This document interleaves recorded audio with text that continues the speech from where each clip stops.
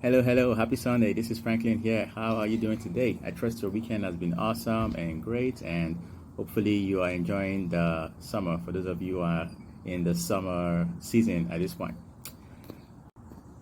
So, this weekend, I came across a study that was conducted by Stanford University, and this study that they did was more around cancer patients, and they were trying to assess what was the difference between those patients who seem to be advancing well in life, especially after they receive the diagnosis of the cancer, because honestly it can be damaging. So they're trying to really understand, what's the difference between those people who are faring okay and who seem to be, living seemingly like living their best life compared to those who are just going downward in terms of their living.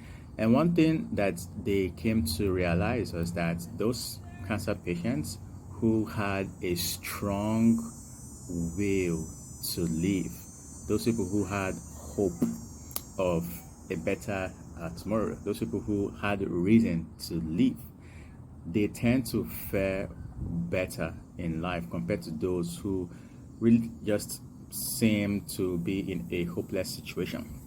And that was quite interesting to know, because again the difference may not be too clear, perhaps, but that was the one major distinguishing factor that they found between those two groups of cancer patients. So having the will to live, they made a decision that in spite of whatever it is that they were facing, in spite of the diagnosis, they really wanted to make the most of their life. They decided that, oh, I'm going to live my life to the fullest. I'm going to keep pushing. And most importantly, they did not lose hope.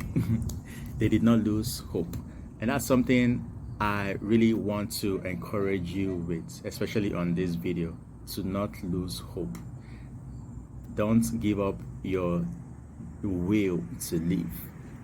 In spite of whatever it is that you may be facing at this point, irrespective of what dimension or what area in your life, things may not be going the way you expected, the way you planned. I know how that feels, because even at this period, I think I shared in a couple videos earlier about how things are just almost like chaotic. They are going in like many different directions than I had planned and thought. But in spite of that, having this strong desire to keep pushing and to not lose hope, it's definitely a powerful virtue, and I believe it's going to be something that will keep us going in spite of whatever trying or difficult situation that we may be facing. And just believe and believe that everything is going to be okay, everything is going to be fine.